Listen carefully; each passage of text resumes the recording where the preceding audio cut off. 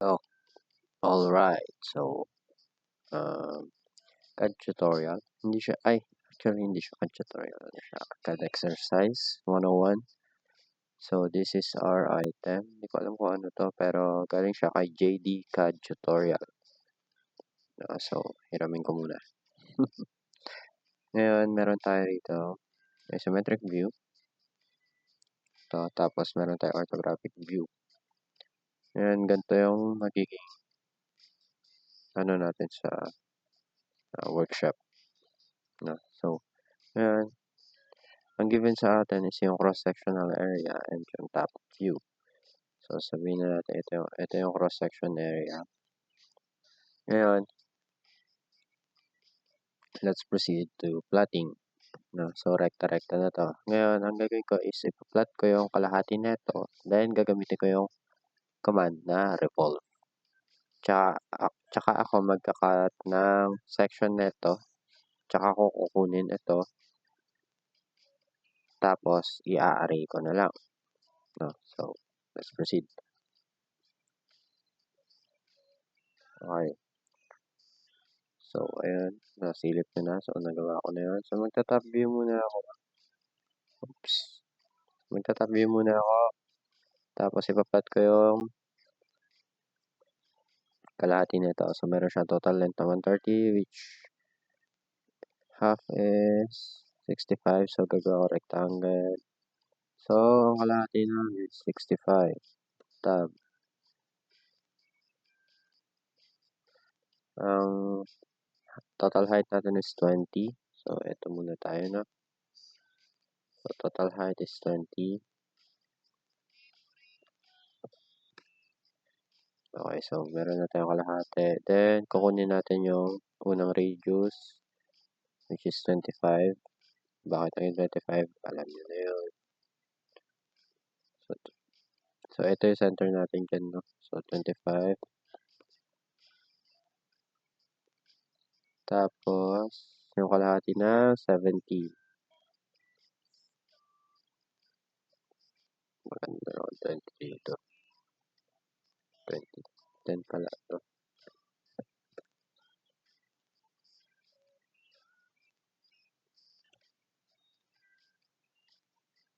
Okay, so next is kukunin natin itong 666 something to.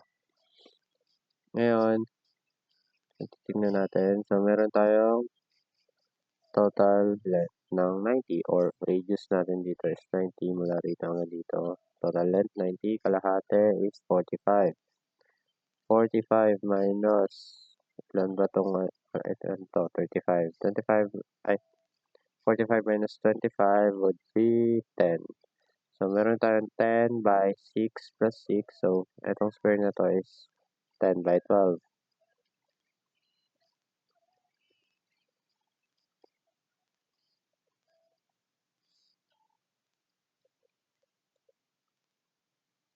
So, 10 by 12.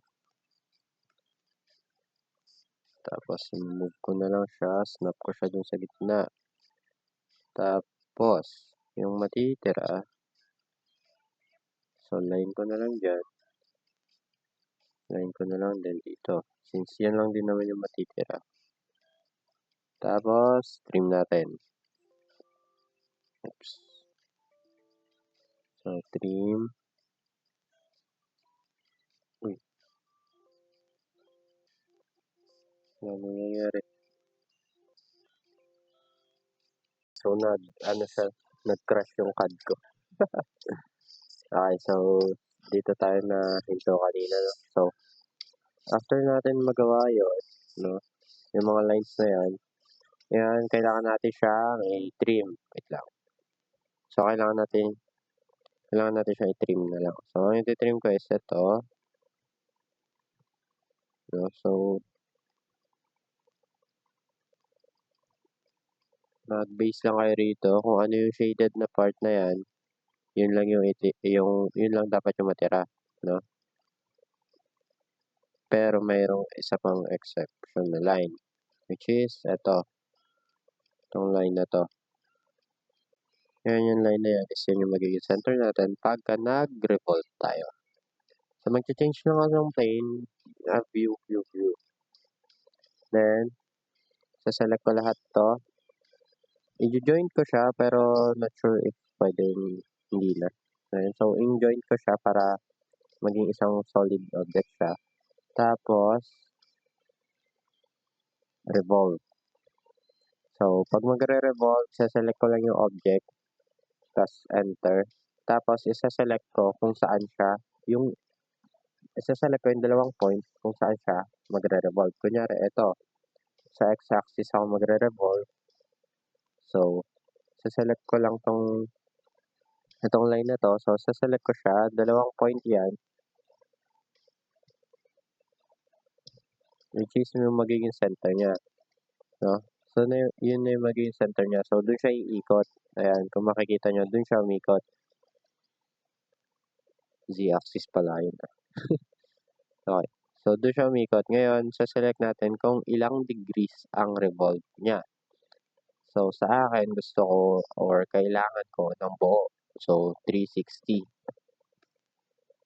Ayan. Y-axis pala. Okay. So, ngayon, gagawin ko is iikot ko siya. So, itataas ko siya. So, anong ginawa ko doon? So, i-select ko siya. Then, magti-3D rotate ako. So, 3D rotate. Tapos, kung makikita nyo, meron dyang kulay green, blue, tsaka red. So, ako, iikot ko siya dito sa red. No? So, iangat ko lang siya. Then, mag-change ako ng shade. So, gray ko siya. Then, dito kung makikita nyo, may grid itong part na to kasi nakababa siya sa grid. So, mas mababa siya nasa negative z-axis siya. So, i-move ko lang siya. Ayan, so, naka-move na siya. Wait lang nga, i-move ko lang siya. Ilayo ko siya ng konti sa origin. Dahil ako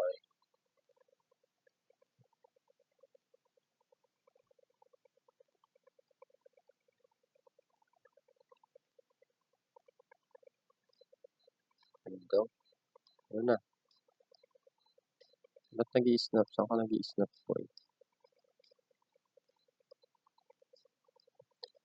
Okay, so yan na yung object natin. Then ngayon, pupunta ako sa top view. Ayan, top view. Ngayon, titingnan natin yung top view na ito.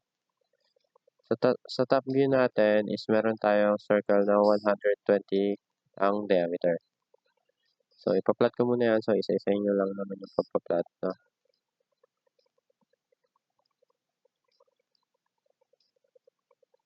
So, D120. Then, dahil na-determine ko naman na, so same sila ng center, ang gagawin ko na lang is itatago ko tong solid object natin. So, select nyo lang yung solid object, then lower right. So isolate object.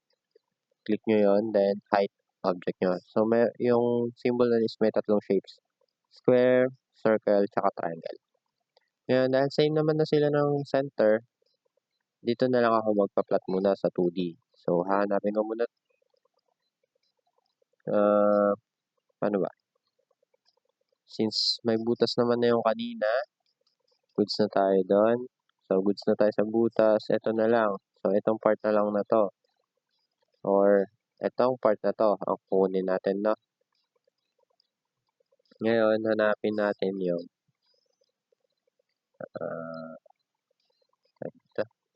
radius na ito. Itong pangalawa sa pinakamalaki. So, radius niya is, meron ba tayong given na radius? And I think, meron. Actually, yan dito sa taas yan. Diameter niya pala yan. Diameter of 70.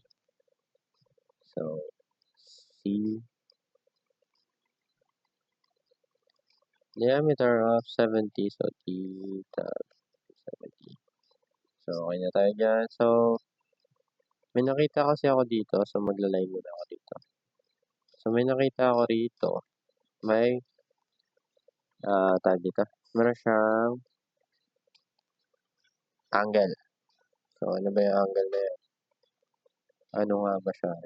So, unahin muna natin yung circle pala. No? So, kasi yung line na yun, yung line na naka-angle na to is nasa circle. So, ngayon, hanapin natin yung circle. So, meron daw radius na 5, yung outer circle natin. Tapos, yung inner circle is may diameter na 6.6. Okay, so C. So, 5 to, again, C, D, 6. Aray ko. Mali pa na pindot. Okay, so 3.3. Okay, so ngayon kunin natin yung ating line. So sabi nun is naka-snap siya rito. So magla-line lang ako. So sabihin natin ilang ano ba to? 50.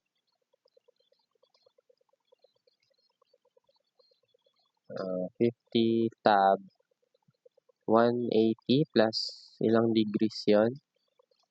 10 degrees. So 180 plus 10 is 190.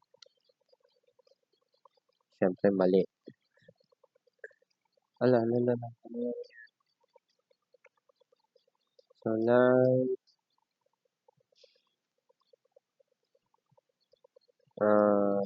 ilan ba to?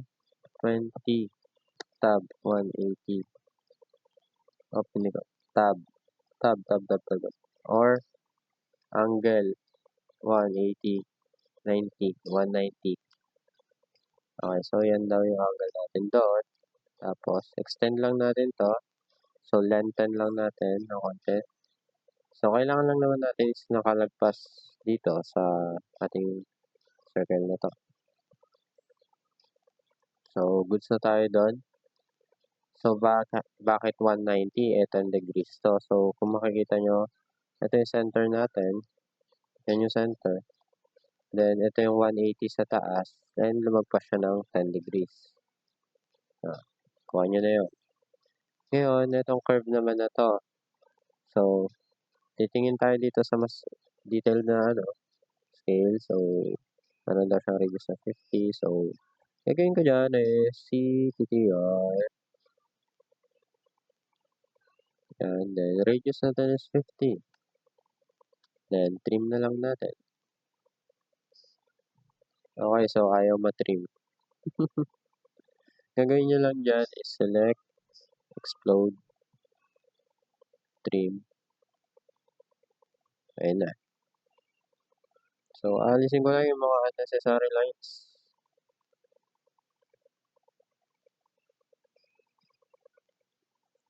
So, gagawin ko siyang kamukha nung nasa drawing.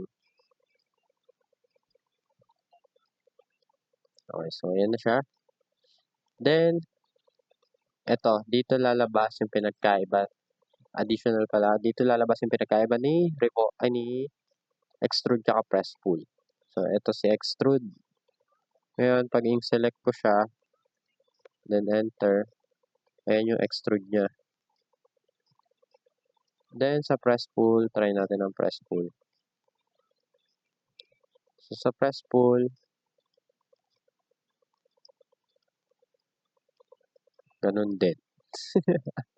De, ang gagawin pala talaga natin dyan is magjo-joint tayo. Ayan, naka-joint na siya. So, one solid object na siya. So, try natin siya extrude. Oops.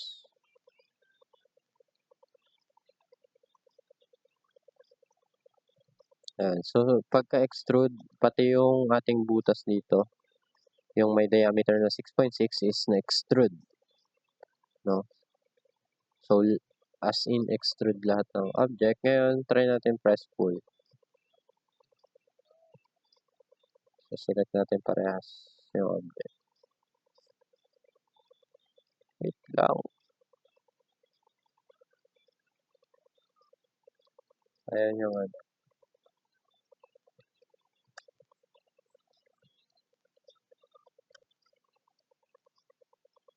Aray ko. Same lang sila.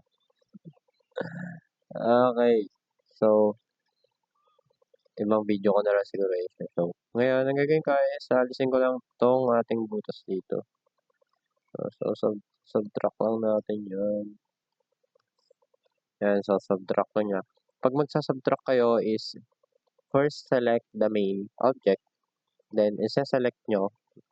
After nyo ma-select yung main object, enter nyo, then select nyo yung inyong second object, yung aalisin nyo, tsaka nyo enter. So, para maalis. Ngayon, nakuha na natin itong part na to, which is ito. Ngayon, babalik ko yung object natin. Diba yung tago ko siya kanina? So, ngayon, babalik ko na siya. So, and object isolation lang. Ayan. Feel ko kulang pa siya. Wait lang, bababa ko na lang siya.